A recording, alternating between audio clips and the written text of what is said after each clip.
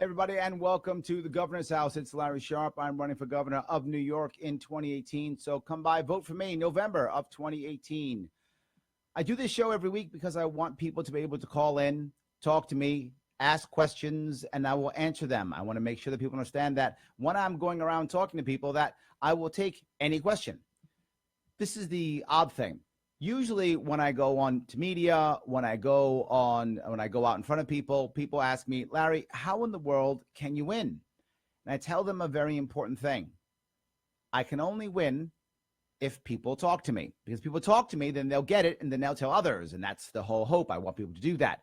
So what winds up happening is people are often surprised, so surprised that when I actually come out, I actually take any question. I will answer every question. And even if people don't like the answer, it doesn't stop me. I will still give you the actual answers that are important to me. So if you want to talk to me tonight on the program, go ahead, 877-480-4120, or you can also text here, and I will try very hard to answer the questions. I don't have my campaign manager with me today. He's off to Texas. He has abandoned me, but that's okay. I still love you, Brian. It's all right if you're listening. So it is going to be actually just me today. Hopefully I can still answer your question. I do have Sam as my engineer, and he'll be answering the phones. So that's also great. There's some good news I want to bring up today. The news I want to bring up is Andrew Hollister will be running as my lieutenant governor. That's what I want. I have a great Western New York lieutenant governor. People always asking me, Larry, how in the world can you understand what's happening throughout this huge state? And you're right. It's tough for me to understand what's going on in its entire state. So I was savvy enough to pick a running mate from Rochester. That's Western New York. And I wanted to make sure that he will be able to advise me, talk to me, help me out, make sure that what I'm doing is making sense also for Western New York. But the most important thing we've been talking about is decentralization. I'm going to cover that really quickly. There's an important piece I want to bring up that is critical to what's happened throughout many counties in the country, but it's clearly obvious in New York State, and that is local governments being actually run by either Albany, the capital city of your state, but now in case Albany, or Washington, D.C. Why does that matter so much? Because in many counties, what winds up happening is we are mandated, which means you have to buy certain things. You have to do certain things. If that's true, that means all of a sudden your budget is now 90% already mandated. 90% already mandated. How can you do anything with your budget? You can't. You have no control. Why bother showing up? So what winds up happening is people don't show up to vote. There are certain areas in this state where if you show up for local government, you're in charge because no one else shows up. Oh, 4 of us showed up. I guess that makes you the chair and you the vice chair and you're the secretary, you're the treasurer. Done. That's how it works because no one shows up. Now no one shows up because they think it doesn't matter. So now the only time someone ever shows up is because they're angry. I'm mad about something. I'm mad about this. I'm mad about that. So they show up and they're angry. So now they're angry against people who hardly ever see them. And naturally, it becomes an us versus them. That's how you get so many people who are upset and angry at local government. It's us versus them. They go into the back room and say, well, these guys never talk. Why would I bother? They only show up when they're angry. I don't care about these guys. They then create the rules, come out, and then discuss them and push them out like a royal edict. And then we wonder why. But there's something else that happens with these mandates. When you only have 5 or 10% of your budget to play with, and then you have some kind of setback, some kind of shortfall, people leaving your state, like over 100,000 leave our state every single year, you don't have enough money. So what do? You have to raise property taxes. That's number one. Or you have to use law enforcement as a profit center. So all of a sudden now, all the speeding tickets are doubled or tripled, or parking, you have to pay for parking, or pay for licensing so that all of a sudden the state or the county can make some more money. You start doing that. I want to break that. I want to break that by just saying, let's stop the mandates, both federal and state. If we stop the state mandates, you will see people have to vote for what they want. Now, people say, but Larry, if there's no state mandates, then we won't get things like we won't get pre-K or something like that. No, if you want pre-K, you can have pre-K. It's your budget. You vote for it. But how about you show up and vote for it? If you have to show up and vote for it, you can still get every single thing that you want, but you now have to be involved. And that's what I want. I want you involved in your local government. I want you to show up. I want you to care. I want better people in your local government, and I want you to vote for it. And now you'll decide if you want to pay those high taxes or not. Albany won't decide, or Washington, D.C. won't decide. You will. It's your money. You want to pay the taxes, pay them. You don't want to, don't. You can decide what you want to do in that regard. More importantly, though, if you start showing up, you'll start voting. Throughout this country, most of the people, 50% or so, don't vote. In New York State, it's about 70%. A lot of us don't vote. We give up. I want to stop that. Stopping mandates will make people care. They will show up, and we'll actually have better local government. This goes to the next step I was talking about earlier, but the next step is, Larry, I hear this. How in the world can you in Queens know what's right for Ontario County or for, for Rochester or for Watertown? How can you know? I can't. But guess what, Watertown? You can't know what's right for Queens either. We're even. And that's good. Because if I have local government and you show up, it's okay. I don't need to be the guy who knows everything. That's not how it works. All right, I've preached away a bit. I want to take a couple of phone calls. I have, is it Robert on line 2? How are you, Robert? Robert, are you there? Robert, are you there? Line 2. Okay, maybe you're not there. Let me try Tommy on line 1. Tommy, how are you? Hey, Larry, I'm great, buddy. What's going on? You like calling me. I like that. Dude, I really enjoy talking to you. I don't have a question. I called to express a gratitude of thanks. Okay. What did I do? I hope it was good. Well, for one, you always look good, so that always helps. It does help, sir. No, yes, it does. Larry, you have stood by me and stood behind me. You've stood with me. You've helped me. And thanks to you, my campaign is literally flying off the rails. Oh, I love that. I'm gaining all this attention. And, you pointed me in a lot of right directions. And I just wanted to call in tonight and say thank you. You are more than welcome, That brother. means the world to me. Awesome. Look, this is a movement. We're trying to change the way government is, right? Most of the time what you have is, and with the two-party system, it is first the left wins and then imposes its will upon us. Then the right wins and the right imposes its will upon us. Note the common denominator, imposing will upon us. That's the common part. I want to stop that part, right? We get mad if our guy doesn't win, right? If you're a Republican, you're happy because Trump's in charge. Yay. If you're a Democrat, you're mad because Trump's in charge. Boo. And then next time when someone else wins, a Democrat wins, you're like, yay, my guy wins or whatever. I want that to end. I want this, as I say it often, I'll say it again, we are the vanguard. We are the change. We are the new form of government. It's a form of government that says, I don't have to know everything. I just want to protect those people so that I can make sure that I protect individual rights, and I want to facilitate people moving through and finding their own happiness. That's it. Tommy, thank you so much for the call. I appreciate it. Good luck. Keep me in the loop, okay? All right, brother. No problem. Excellent. Have a good night. Great. All right. I now want to grab, if I can, Jerry, line 1. How are you, Jerry? I'm doing better than most, but not as well as some. How are you doing, Larry? I'm with you on that one. I can't complain. What's going on? Yeah, I've got a couple of things. First off, my business is a mediator, and I really appreciate. I'm sorry, your business is what? You are able to a mediator. Mediator, thank you. I appreciate how you're able to take the libertarian message and put it into a way that doesn't just seem so harsh and bad. Yes. But over the past 2 days, I've spent 8 hours at the DMV, the Department of Motor Vehicles. I know. And I would like to get your idea about how it is that government can. Is there anything that can ever be done for a government to actually care? I'm going to go ahead and take your answer to that offline, but it seems like no matter how much government says they care, they don't. Thank you very much. Yeah, and that's the issue. Government is very good at certain things, right? If you want to imprison a lot of people quickly, hard to beat government. Really good at that.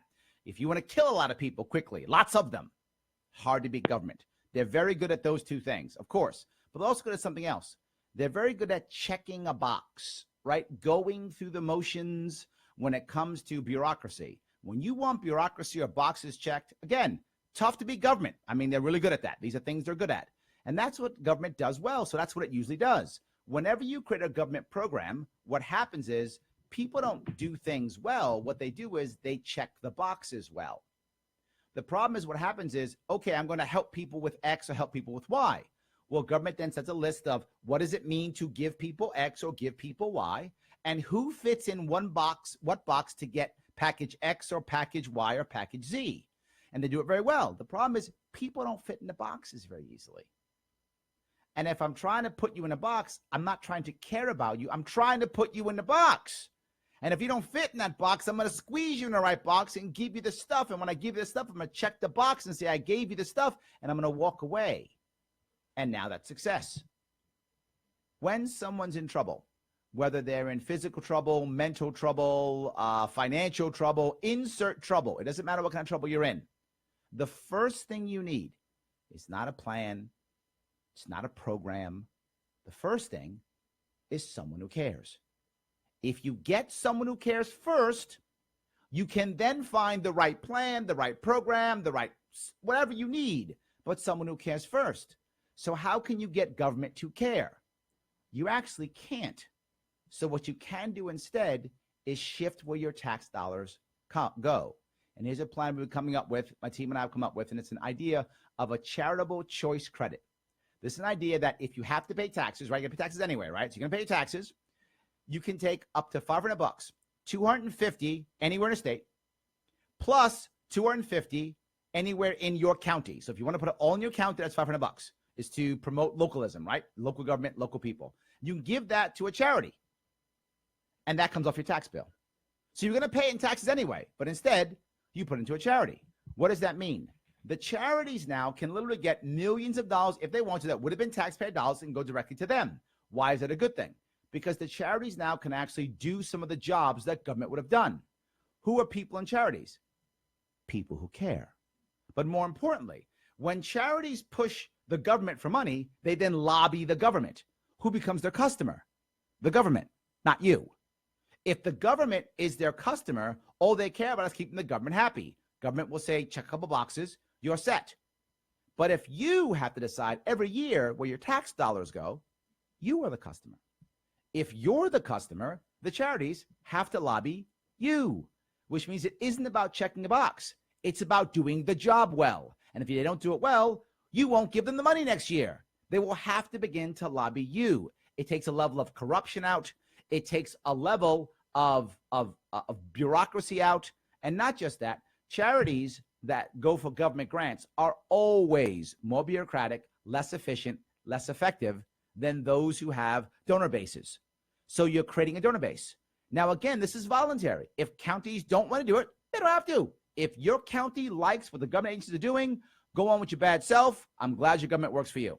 If it doesn't, you can now start to use this idea to start putting in more services directly from the people into your county locally. That is a home run. This is one way we can get government to care. They're not actually caring. They're facilitating us caring. And then slowly, counties can decide how much and what services they want to put into the charities. They can pick. Again, if your government's doing a good job, awesome, good luck for you, I'm glad. If it isn't, these are ways for you to make this happen. We'll add this, and we can even raise that to 1,000, 500, whatever the number is, we can keep that going. But the concept is now I want charities not worrying about RFPs, not worrying about the government deciding who's right and who's wrong, but instead going directly to you.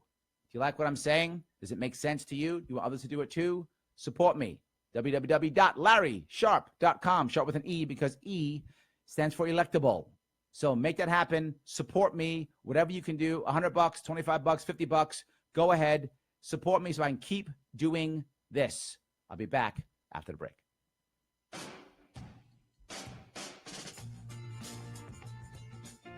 listening to the Talking Alternative Network.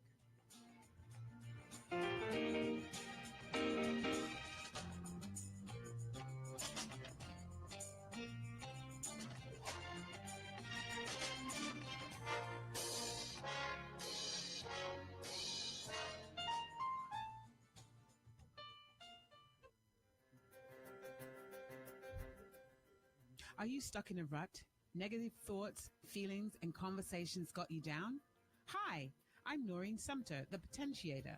Tune in every Tuesday, 9 to 10 Eastern Time, and listen for new ideas on my show, Beyond Potential. Live life your way on talkradio.nyc.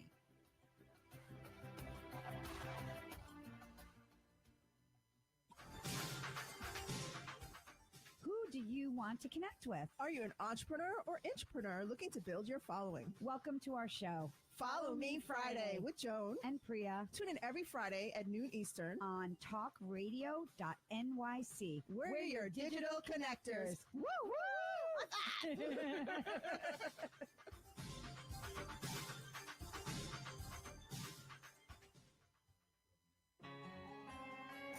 Talking Alternative Radio, 24 hours a day.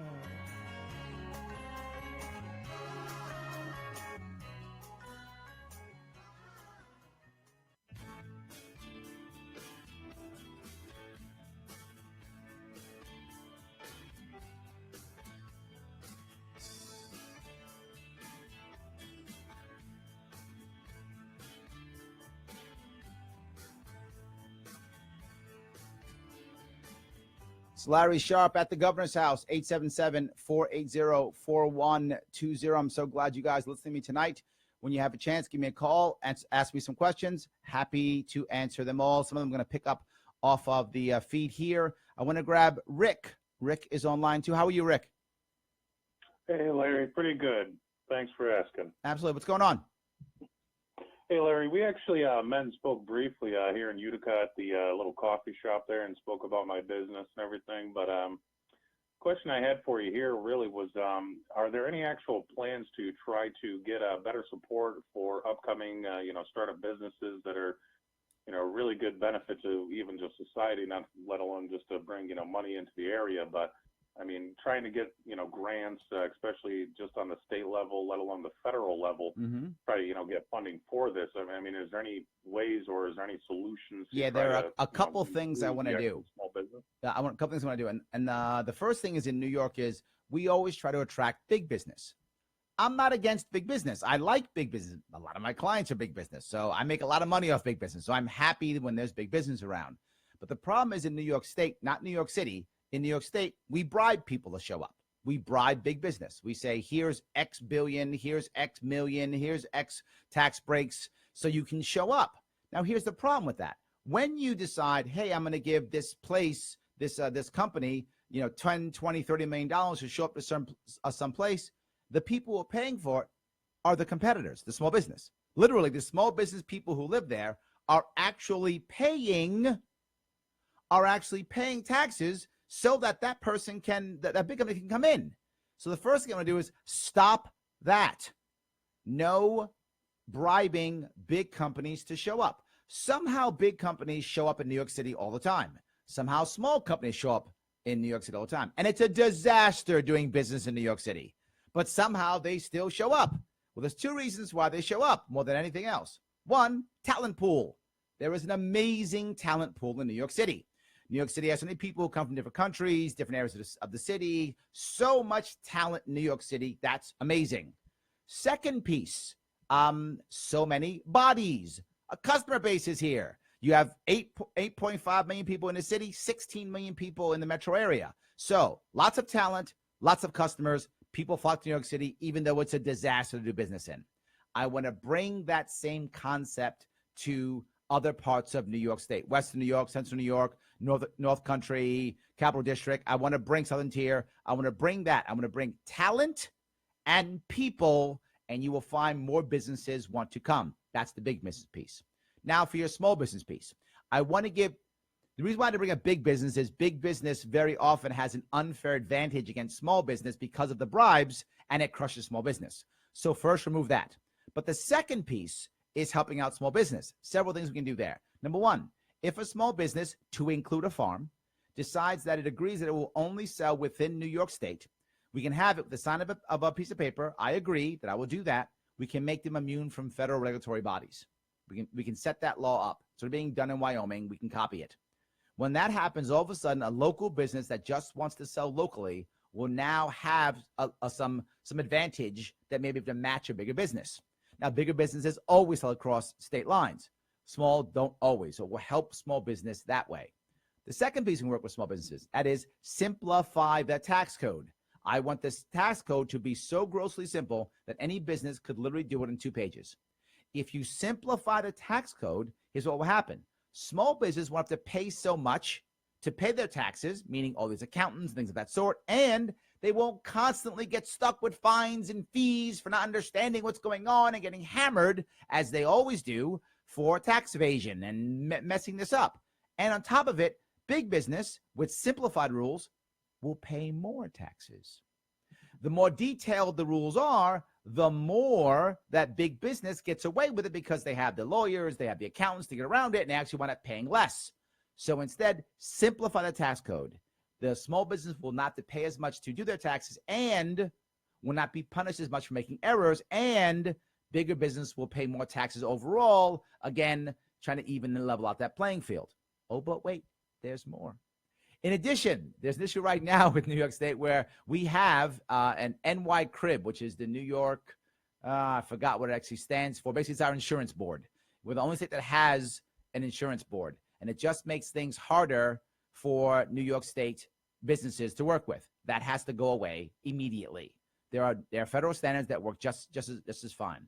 What happens is that board makes sure that labor always wins against business.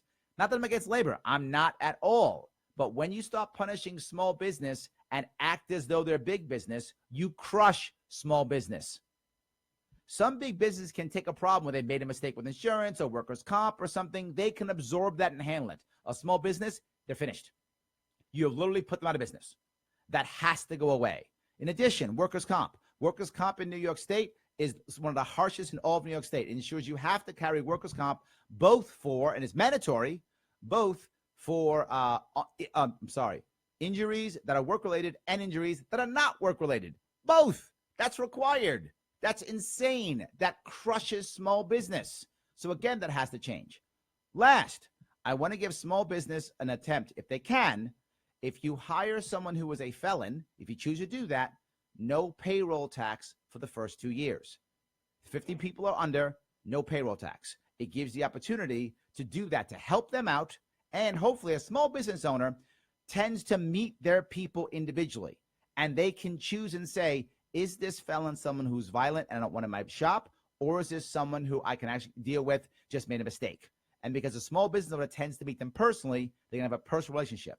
And that, again, lowers the payroll taxes that both pay. It actually gives the individual a good salary, even though you can pay a lower salary. So the small business owner can pay a lower salary because they're not paying payroll taxes, and they won't pay payroll tax on the individual. Now, what happens all the time is people say, Larry, if people do that, they'll just keep hiring ex-felons, and they'll never hire anybody that's not a felon, and they'll never pay payroll tax. Good. Then they'll be training my felon population. Well done. They won't go back to jail. They'll have a second chance. I'm okay with that. No worries. I know I droned on for a bit, but did I answer your question at least? Yeah, that does answer a lot of it there. My main thing was I'm saying just in general for startups to start up in that particular process. I don't know if they grants on the state level or anything that you're familiar or have. You're asking a libertarian to put out grants. You know that, right? Fair point. Yeah. Probably not going to happen. Probably not going to happen. Touche. Yes. Thank you. Touche. All right. Thanks, Rick. I appreciate it. Well, thanks a lot. All righty. Have a good one. All right. Let me grab a couple of questions that were actually online. Someone asked about Stephen Colbert. Not yet. We're working on it. Hopefully they will say yes. I want them to. Please bug Colbert. Let the people know that I should be on the show. It would be amazing if I can get on. I would appreciate that tremendously. That's the best thing we have with Stephen Colbert. All right, someone else asked about law enforcement. How do you feel about law enforcement? I'm not sure what that question actually means. Perhaps I missed it. The idea of libertarians not liking law enforcement, there are a lot of libertarians who don't. That's true. Me, I'm not for or against law enforcement. They are an important part of enforcing the law, absolutely. The issue is I don't want law enforcement being used as a profit center. That I do not want at all.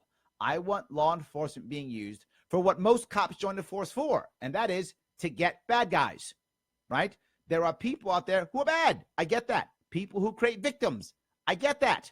So I want law enforcement to be used to get people who are either in the process of creating victims or who have created victims or who have threatened to create victims. All of those things, I absolutely want law enforcement to jump all over. Fraud, theft, murder, rape, yes, on it.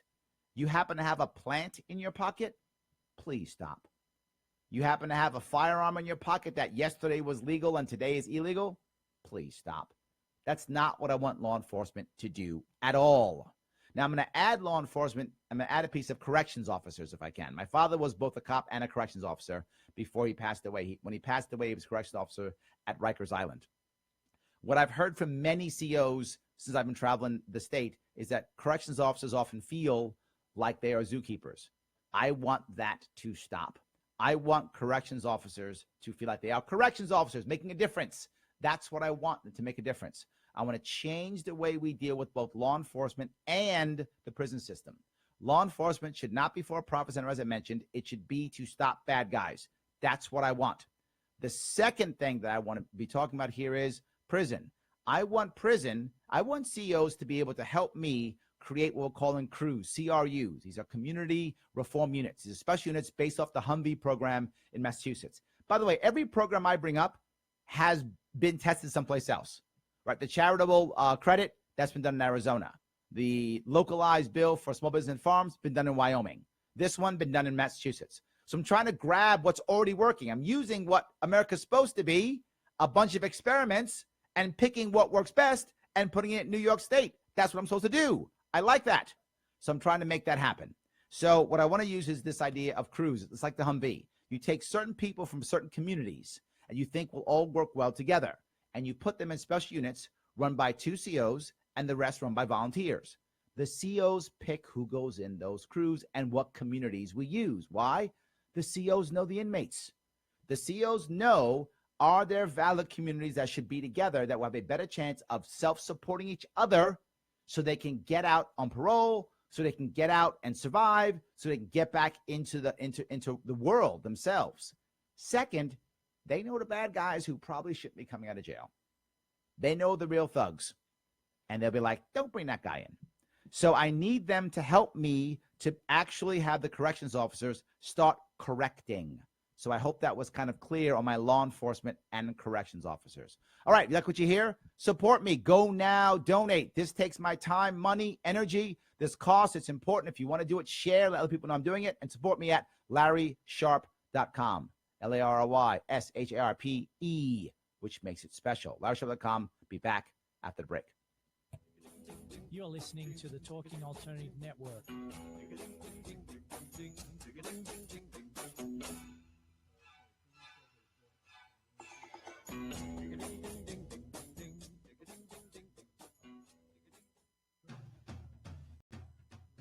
Are you into comics, movies, and pop culture at large? What about music and TV? Then you're in for a treat. This is Michael Dolce, your host on TalkingAlternative.com. I've been professionally writing comic books, screenplays, and music articles for almost 15 years. Catch my show, Secrets of the Sire, at its new primetime slot, Wednesdays, 8 p.m. Eastern Time, and get the inside scoop on the pop culture universe you love to talk about. For more info, go to secretsofthesire.com.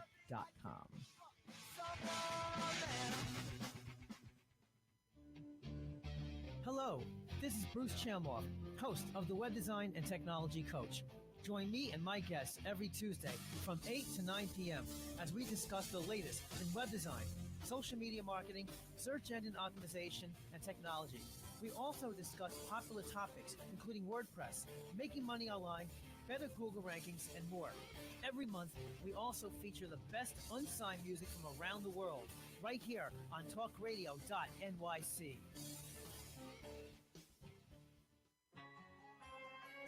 Talking Alternative Radio, 24 hours a day.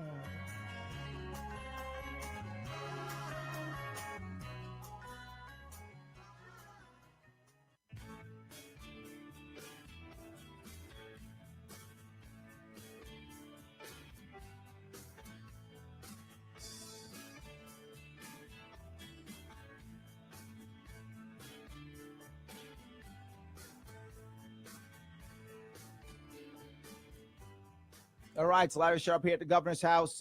Thank you for being part of the show, 877-480-4120. Let me grab some more questions that we have. People ask me about Common Core and kids being tested in K through 12. Well, I could spend an hour talking just on education, but I'll be nice to you. I won't. Still the idea of Common Core. To be forward, I am not against Common Core. I am against the mandate. I am sure there are some people who probably will learn better with Common Core. It's very few of them, but some I'm sure will. I want that tool to be a tool that teachers can use to teach kids. I do not want Common Core mandated. I want the teacher to teach however they want to teach with whatever tools they think will work best. That's what I want. So Common Core mandate is a bad idea. But if a teacher thinks Common Core will work well with a certain kid, go ahead. I don't care how that kid gets 2 + 2 is 4. As long as that kid gets that 2 + 2 is 4. I don't care how that teacher teaches 2 + 2 is 4.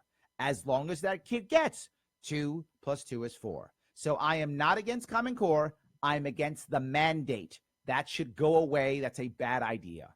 Teaching to tests. Teaching to test is a terrible idea. It is a terrible idea. Several reasons why. Number one, testing is absolutely no indicator of someone's success in life. Zero. No indicator. Why are we wasting our time?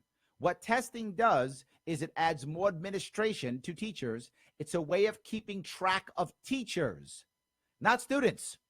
Testing puts pressure on teachers. I don't want that. That's the wrong answer. So it's a bad idea. But even further, when we start testing them so young, there are some kids that don't test well. So now if you don't test well and you're in 4th grade, 3rd grade, 5th grade, whatever that time is, you don't test well, you're going to be labeled. You're going to be labeled the dumb kid. How are you going to act if you're labeled the dumb kid? You're going to act out or you're going to act dumb. Call me a dumb kid? I'll show you. Of course you will. That's human nature. I don't want our kids labeled dumb. Testing labels our kids dumb. It is not an indicator. It puts heavy stress on kids. It has kids focus on testing when many of them should not be focused on testing. But then, Larry, how will we know? When will we take tests? You can absolutely take tests. I have an idea. Take tests when you're 14, 15, 16, thinking about going to college, thinking about being a lawyer, thinking about being a doctor, all those things. So I'm not a fan of testing until the kids are far older, and then they can go to prep schools and such and make that stuff happen. All good. Or they test when they go to college, whatever the case may be. They can test as they want to test. But teaching to a test is not for kids. It's for teachers. Teachers often ask me, well, Larry, how are you going to help us? How are you going to help teachers? Here's how. I'm going to remove a whole lot of your administrators. A lot of your administrators are going to go away. And when they go away, you will have freed up time, freed up energy, and freed up money. And your local school district will decide, should we put that money into more teachers, into teachers' raises, into resources? You can decide. And as long as you are transparent and other counties can see that, I'm okay with that. And you'll figure out the right answers. I'm totally fine with that. I hope that answered your question about Common Core and testing. All right. Another one about tax breaks for welfare recipients. This is an issue. I mean, it's hard. The problem with most of public assistance is a lot of it's federal. Federal rules, federal regulations, federal everything. And it makes it tougher for us. But we're trying to come up with a plan, which would be an insurance policy that an employer could buy or that an employee could purchase from the private market that would actually be almost similar to a disability policy, in that here's the problem. Once you go past a certain maximum money that you make, then your benefits go away, right? So at one point, why do you bother then getting off of, why do you bother working? Because you lose all your benefits right away. Doesn't make any sense. The system tells you to stay on the benefits. So what I'd like to do instead is in some way, shape, or form, get a system to where for every $2 you make after the maximum, you lose $1 of benefit. This way you can wean yourself off of public assistance. That can be an insurance policy, and in theory, it can be done for the federal government, but that's a monster to do. But that would be a good idea. I'm thinking about using that for disability, by the way, insurance here in New York State. That concept is, now again, if you make $1,200 a month in disability and you've got a kid, why in the world would you go work? Make $12 an hour, make $13 an hour? The system tells you not to. So instead, I would rather you have a system to where as you make more money, you begin to wean yourself off. You can get yourself off. And the people who feel like they want to work but can't, can begin to work. So I hope that was a good answer. But the idea of tax breaks for people who are on welfare maybe could work too. It would have to be limited in time to get people off welfare, to encourage people to give them raises, to encourage people to move up the ladder. I don't want someone to just sit there and get both. It doesn't seem to make sense. So that would be the right incentive. So I'm not necessarily against it. All right.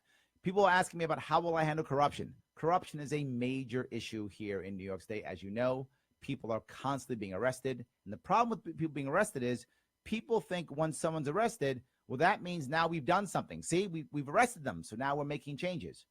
We're not.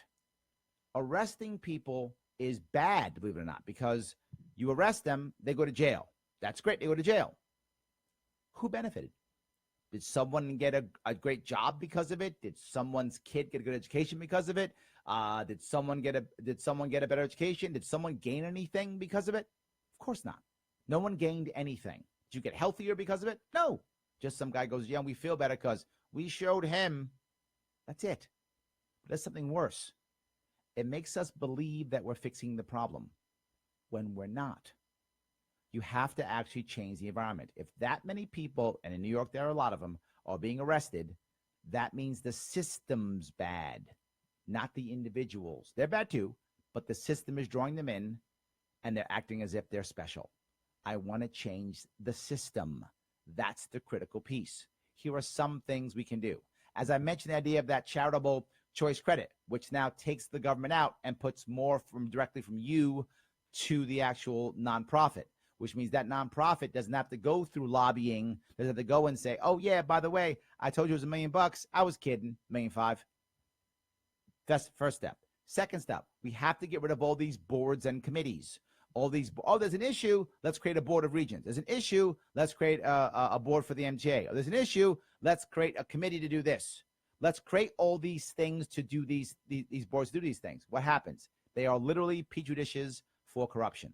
Governor Cuomo made over $800,000. He took that from his own people who he has put on boards. I didn't make that up. Check it out. It's literally that way. It's a bad idea. Get rid of those boards. Make individual people responsible for these issues and things and concerns, not boards that are unaccountable and give money to those people. Boards allow party loyalists to be rewarded, right? So my side wins. I get to impose my view upon you, and I get to reward my cronies with board selection. That has to go away. It'll help with corruption also. Last, we've got to find another way of raising money besides just taxation, right? So the idea of that, of course, I've brought up this before, is things like bridge maintenance, right? You've heard this before. I'll say it again. But here's the cool thing about it. If we actually name the bridge, we name, the George Washington Bridge, the now Mario Cuomo Bridge, horrible, named after our royal family. It's so embarrassing. If we actually named that, there's something else, say the Sprint Bridge or the Staples Bridge, whatever. If we named it the Staples Bridge, and Staples has to pay $25 million a year to have it, they also have to get rid of tolls, no tolls, and pay for maintenance. Now, if all of a sudden Staples now has to pay for the maintenance, you think there's going to be corruption there?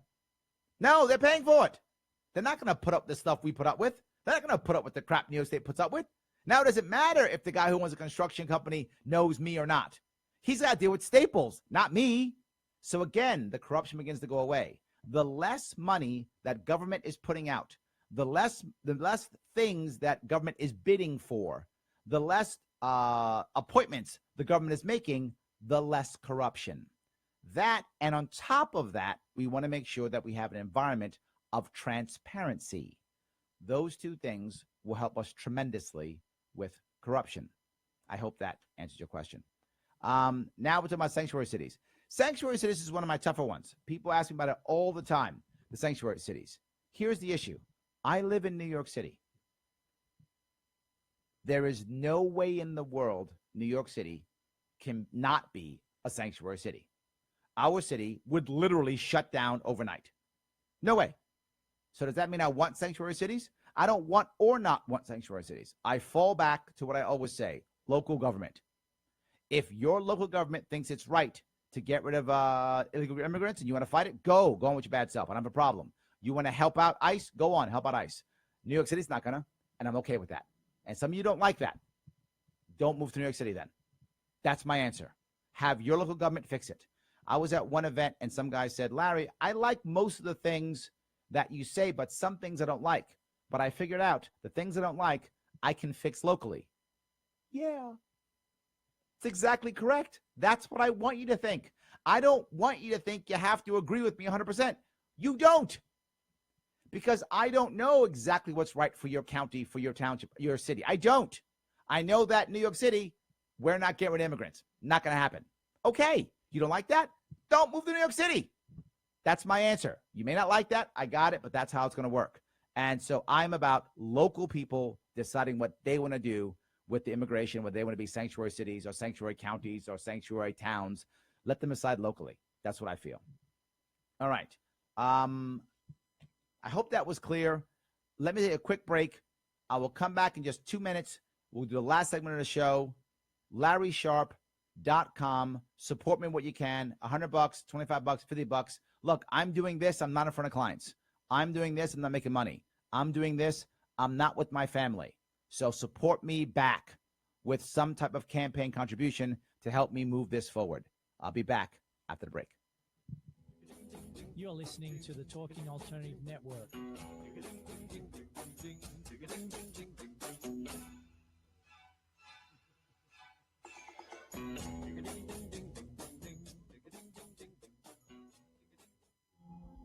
Are you a conscious co-creator?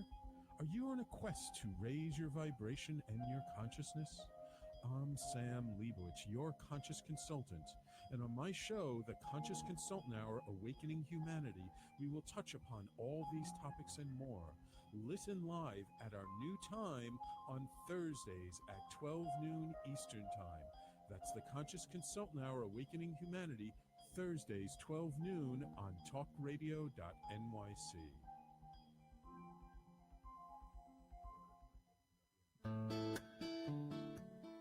Are you feeling unhappy with your body, shape, or size?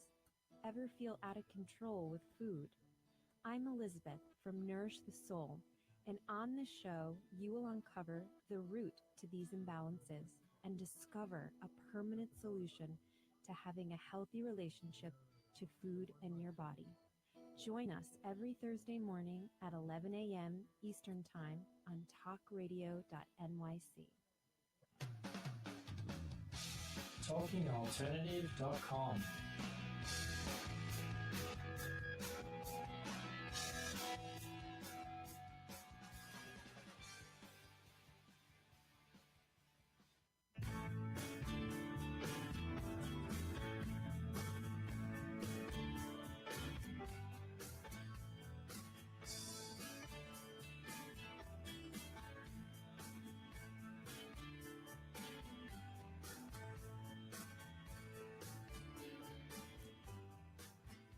It's Larry Sharpe. It's the governor's house. I'm running for governor in New York State 2018. You want to talk to me? Go ahead. 877-480-4120.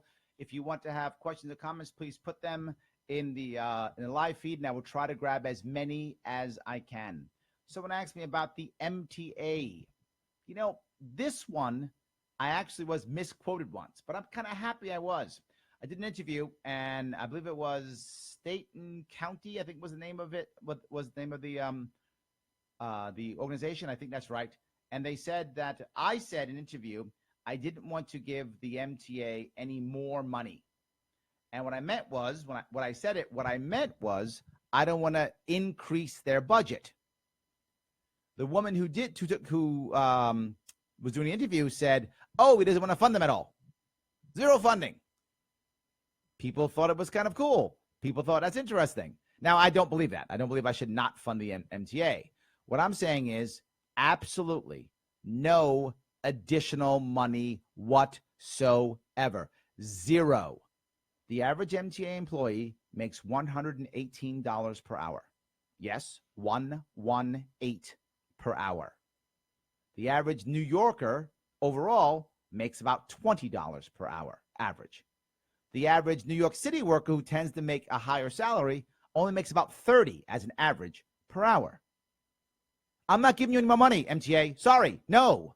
And not just that, there are people in MTA who haven't worked in over a decade, and their pension is over $300,000 a year. I'm not making that up. Check it yourself. That's a fact. The MTA makes a whole lot of money, lots of money. And a lot of that dollar is going in. When you swipe that card, a lot of that chunk's going to people's pensions and such. This is unsustainable.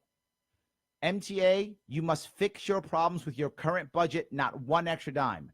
Currently, the mayor has had this great idea. He says what we'll do is we'll tax like Uber and Lyft and Via. We'll tax them, and then that'll bring them enough money so we can fix the MTA. That's insane. That's like saying we're going to tax McDonald's so we can prop up Burger King. What's wrong with you? How can you possibly do that? That's insane. No. The MTA, number one, is run by some weird type of board. That has to go away. The MTA should go under the governor. You might think the MTA should go under the mayor because it's in a city, but the MTA does cross other counties. It goes on to Long Island, and it goes upstate into Westchester and other counties upstate. So it has to go under the governor. The MTA should be run overall responsibility by the governor. That's how the governor should run it. Unless you want to break these up and make them smaller companies, in which case you can have just the New York City MTA run by the mayor and then local run by local. That's fine too. But until we break that up, it's got to be run by one person, not by a board. The board makes it corrupt by default. No board, an individual who is responsible. And then no more money. But Larry, it might collapse. Good. It is collapsing now. It is unsustainable now. My city today, it rained in my city today. It rained in New York City. Rained. Just rain, regular rain.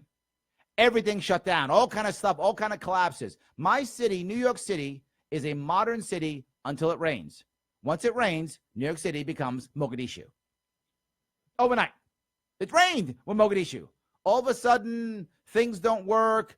The subways go down. It's insane. It's embarrassing. So what do? I'm not making this up. Shut down stations for months to put in elevators. This is true. We shut down stations for months to put an elevator in. The trains don't run. Like, you can't go down and get a train. And you can't put an elevator? Why? So it's easier to go up and wait? It's insanity. But more than that, we build secondary and tertiary lines because those look good. So now we have a bigger and wider crappy subway. I don't understand this at all. It's embarrassingly bad. But Larry, how in the world are you going to fix this? Here's what I'm going to do. I'm going to give the MTA no more money whatsoever, tell them to fix themselves, and open up New York City to any other answer at all. I don't care what that answer is. I'm going to let everyone know I'm looking for answers. You tell me what it is. Now, we've already come up with answers. Some of you may know this already. We came up with an idea called Via. This came up naturally. It's a private company, and they basically just had cars drive around in a bus route. And you pay $5, and you get on the car, and you get off at a bus route. That's all you do. Now, I want to be clear about this. The bus route. To get in a train or bus in New York City, it costs $2.75. Via costs $5. Via was making money. People hated the subway so much, they would pay almost double to not be in the subway. Because once you go on the subway, you have no idea what's going to happen. At least in a car, you can get out and walk if you want to. You can see what's going to happen. You have an idea. You have some control. People were paying $5, twice as much, to not get in the subway. That's how bad it is. And this is a great little quick story. I was in the North Country. I was in Canton, which is very close, for you people who don't know that area, is close to Canada. And a guy in Canton told me, Larry, let me tell you about the MTA. I wanted to laugh in his face. This is exactly the localization I'm talking about. Here's what I promised to do. I'm not going to tell farmers in the North Country how good or how bad how bad the dairy farming is. And you don't tell me about the MTA. How about that? I know the MTA far better than you do, and you know dairy farming far better than I do. The MTA is an embarrassment. The MTA is a disaster. It hurts tourism. It hurts business. And here's the worst part is everyone is being delayed. What about those people who are being delayed? And that's a job interview, right? That's a sales meeting. That's an entrepreneur going for his loan. And you don't know. Colossal waste of time that needs to be fixed. And the MTA will get not one more dollar from me. Well, Larry, how will you raise money? No worry, I told you. We have other ways of raising money. As I said before, like naming rights on bridges, control of local and large roads, sponsoring roads, as we already do the adopt the highway. We'll now adopt small areas. We'll put the, remember that whole sign thing that the governor had? Was $8 million in signs, and half the jobs weren't even in New York State, half the jobs were someplace else. How about instead we allow local groups and or organizations and or companies to actually sponsor these sides of the roads, and now they can control them. A whole different way. Revenue comes in, the roads get repaired, no more taxation. We just wind up fixing our roads. People are happy. This is a good deal. So the MTA, Port Authority, all of those things. Tolls are going to get out of that. I don't want no more tolls. And people get upset about the toll issue, and they should. People are saying, you know what we should do, Larry? We should actually charge people more money to come into the city. That's the right answer. No. The answer is let people decide if they want to come in or not. Provide them with a better option, and they won't use cars. I don't care if someone says, Larry, what about helicopters? Okay, is that an answer? Let's talk about it. I don't mind that. Let's make that happen. I don't really care what it is. Let's find out an answer, whatever that is. A bunch of VIA cars, a bunch of electric cars, a Google road. Insert thing here. I'm fine with that. One little off topic. But we want to get rid of the MTA, the Port Authority, all those things. No tolls. The rich people here in New York City, for those of you who don't know New York City, they live in Manhattan. They don't pay tolls. The people who pay tolls are people who can't afford to live in Manhattan. So if you want to help out people, get rid of tolls. But upstate, you've got tons of toll roads too. Those have to go away also. Tolls just hurt the middle class. Tolls are punishment for the middle class, punishment for the poor. And the problem is once you make a mistake in tolls and also you have to pay that $100 fine, for some people who make 12, 13, 14, 15 bucks an hour, that $100 is a lot of money. That really can be a lot of money. So I went a little bit off topic, but I hope that answers your question on the MTA. Thank you. All right. People are talking now about, yes, corruption again, the Moreland Commission. All right. So let me be very clear on commissions to deal with people. I'm not against commissions against corruptions or ethics. I'm okay with that. I think that's fine. But I'd rather not create a commission because, again, commission is just people I pick, people I get rid of. And, of course, our King Andrew, your leader, he did it already, right? He created the commission. Then they started pointing the finger at him, and he was like, commission? What commission? Let's get rid of that thing. And he got rid of the commission because it was pointing the finger at him. So I don't want that. What I'd rather have is an actual office of transparency. Here's the issue. People are very concerned about, well, we have to have strict punishments. No, we don't. I'm not saying we shouldn't punish. But strict punishments aren't the answer. The answer, when someone's being corrupt, they're not thinking, I'll get 5 years, or I'll get 10 years, or I'll get 15 years. They're not considering that at all. What they're considering is, will I get caught or not? Because if I get caught, my career is over. That's what they care about, getting caught. The more transparency we have, the more chance they will get caught. They know that, the less corruption there will be. I will never be able to get rid of corruption. Nobody will. But can I shrink it? Yes, I can. Transparency will make less corruption. In addition, less money going through the government via appointees, boards, contracts will by default make less corruption. All right. I hope I gave you a lot of good answers. I hope you like this. I'm doing this because I remember the mayor of New York used to do this every week. I try to do it every week. I want you to be able to talk to me. I want you to know who I am, what I stand for. And if you keep asking me questions, I should be consistent. And if I'm consistent, you should believe me and you should trust me if I'm consistent. And I hope that I am. If you like what you're hearing, support me, LarrySharpe.com. Whatever you can give, $100, $25, $50. If you can do it ongoing, please do that. Whatever you do to help is going to help me move this forward. If you like what you see and you want others to do it, share this. Maybe your people in your world, your people who are running your candidates and your government officials will start the same thing. This is the future. We have to be able to reach out to people directly. Thank you so much for listening to my show. I will see you all next week on The Governor's House. You're listening to the Talking Alternative Network.